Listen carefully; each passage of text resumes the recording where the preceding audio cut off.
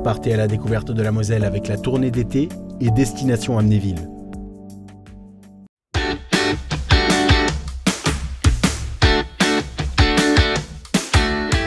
Bonjour et bienvenue dans la tournée d'été. Comme chaque jour de cette semaine, nous sommes à Amnéville. Là, vous l'avez compris, je suis à Walligator. Nous allons rejoindre dans quelques instants Laurent Muller, le directeur du parc. Mais d'abord, place à l'actualité. Allez, au galop, Jolly Jumper!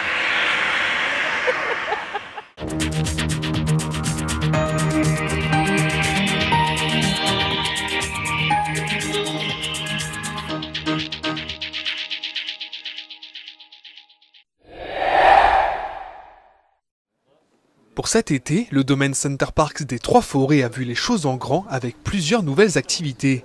En avant-première, nous avons pu tout d'abord tester ce nouvel accrobranche culminant à plus de 14 mètres de haut.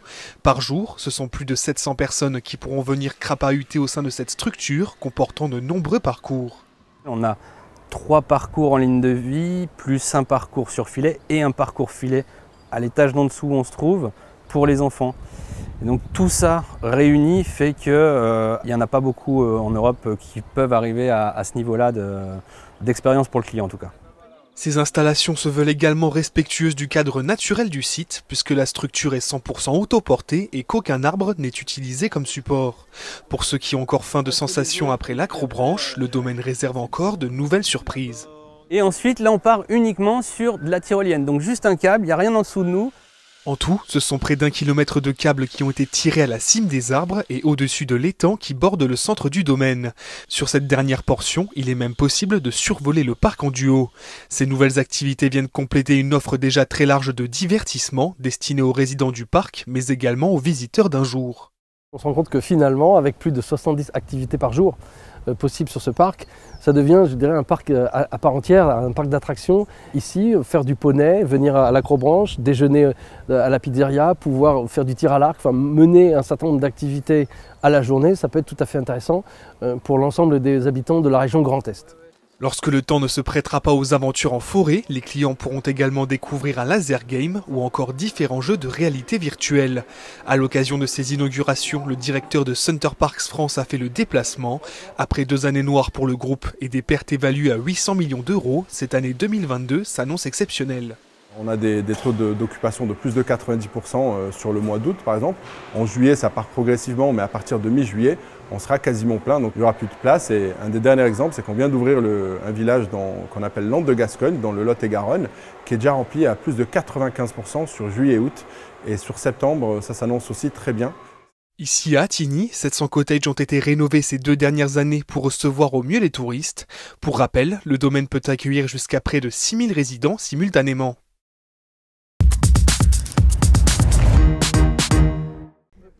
L'Europe et la mobilité étaient au cœur de la Moselle aujourd'hui.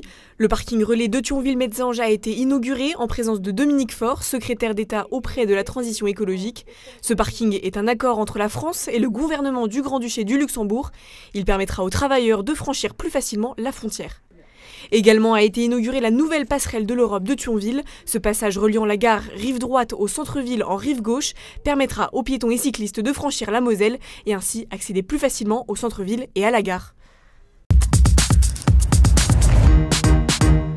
Âgés de 6 à 12 ans, 150 petites têtes de Lemberg et des alentours se sont essayées tour à tour à diverses activités sportives. Une occasion pour certains d'en faire l'apprentissage et d'en découvrir assez rapidement les subtilités. La différence entre le petit pistolet et les carabines, c'est que la carabine est plus lourde que la petite et que le viseur n'est pas le même. Après la précision, place à une épreuve de force avec le bubble foot, une épreuve qui a remporté un fort succès. C'était très drôle, mais ça fait mal, surtout aux épaules. Il faut rentrer dans les autres pour les mettre à terre et essayer de mettre les 3. On a gagné, on était les rouges. Côté bitume désormais, les jeunes du canton de Bitche ont pu tester leur dextérité sur quelques bolides. En fait, au début, il faut faire 1, 2, 1, 2 et après le monsieur nous dit qu'il faut avancer tout doucement et mettre dessus les pieds dessus.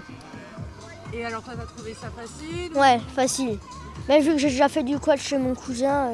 Une initiation possible grâce à la mobilisation des fédérations et associations sportives locales qui mettent à disposition leurs équipements. Il faut les équiper d'abord de casques, gants et tout le matériel obligatoire nécessaire pour l'initiation et la découverte de la moto. J'ai une petite piste vraiment pour l'initiation, pas du tout rapide.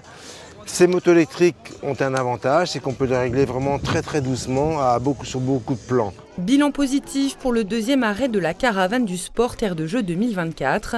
Tout l'été, elle sillonne le département pour faire découvrir les disciplines des Jeux olympiques aux jeunes Mosellans.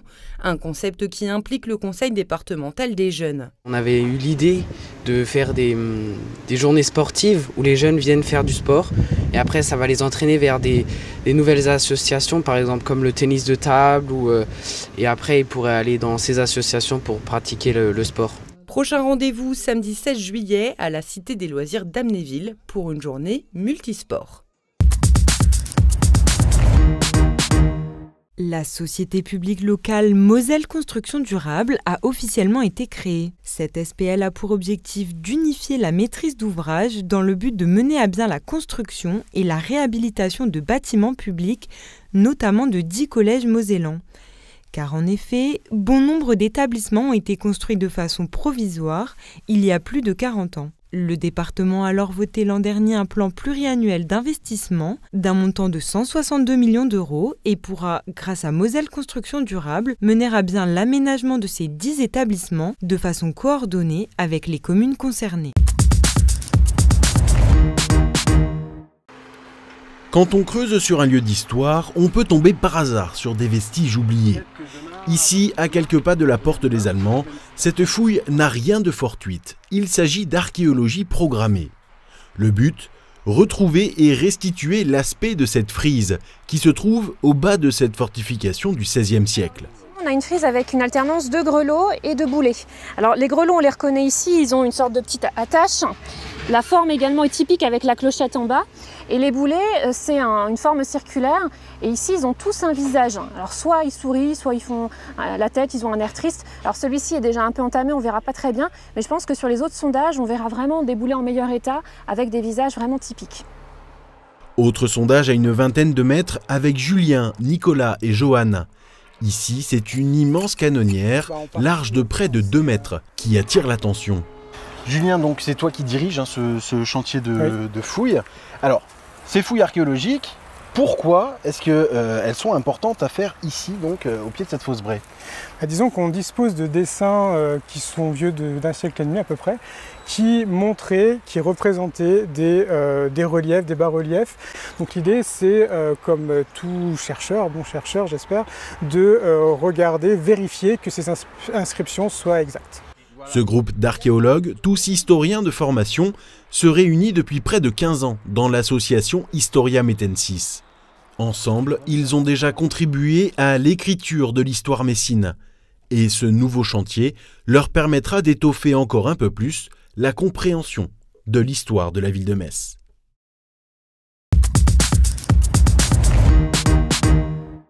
En raison du manque de personnel, à partir du lundi 18 juillet, certaines lignes du réseau Le Met seront impactées par des changements d'horaire. Sont concernés les métis A et B, les lianes L1, L2, L4 et L5, ainsi que les navettes 82, 84, 86, 87, 88, 89 et 90, et les services de réservation 303 et 309. Vous disposerez d'un bus toutes les 17 à 20 minutes sur les lignes Métis et Liane. En ce qui concerne les navettes et les services sur réservation, leurs horaires seront modifiés. Ces nouveaux changements seront visibles sur le site internet lemet.fr et sur l'application mobile gratuite Lemet.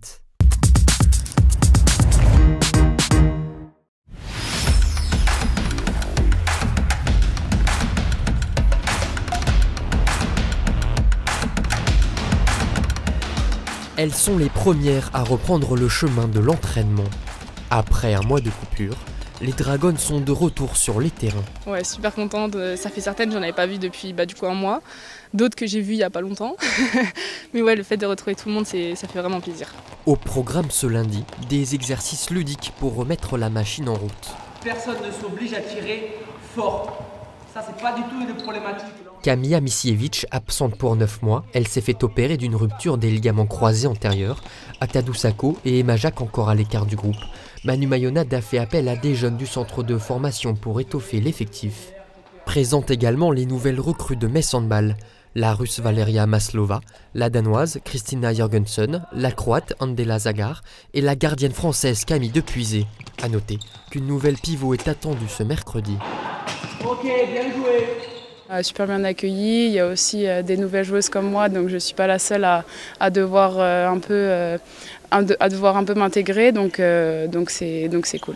Au poste de gardienne, Camille Depuisé composera avec Atadou Sako et Mélanie Alter dans sa dernière saison au centre de formation. J'ai hâte d'être la jeune qui va recevoir un maximum de conseils de leur part et puis d'échanger avec elles et en même temps d'apprendre à leur côté et d'essayer de donner mon maximum et toujours ensemble quoi. Avec Mélanie, ça s'est bien passé, on se connaissait pas, on se connaît pas trop encore. Atadou va aussi revenir de sa blessure, donc j'ai hâte aussi de pouvoir la rencontrer et qu'on puisse travailler ensemble à chacune pouvoir s'entraider pour aider l'équipe au mieux sur notre poste. Vainqueur du championnat, de la Coupe de France et 3e du Final Four, le club porte comme chaque année de grandes ambitions. Pour l'heure, les Dragons prennent encore leur marque dans un effectif renouvelé, avec de gros départs comme celui d'Orlan Canor et de Méline Nokandi. Des matchs amicaux vont être rapidement programmés. Coup d'envoi de la saison contre Bourg-de-Péage début septembre.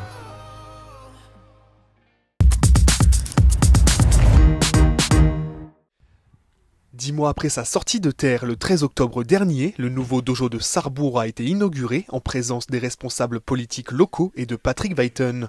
Depuis son ouverture, 4 clubs d'arts martiaux ont déjà pris possession des 116 mètres carrés de tatami.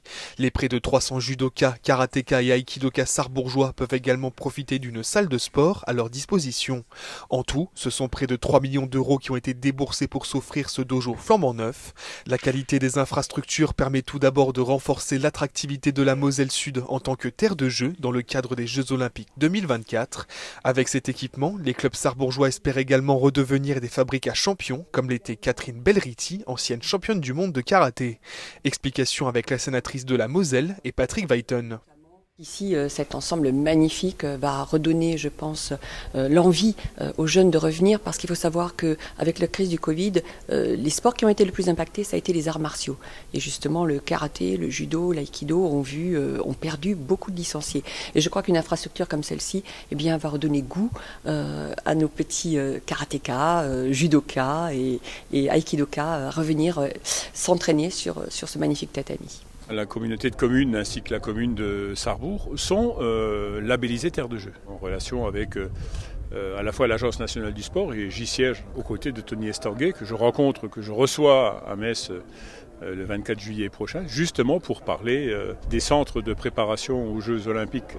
Et ici, il y a des centres qui sont labellisés, comme celui qui est derrière nous, et puis pour parler également de l'accueil des délégations.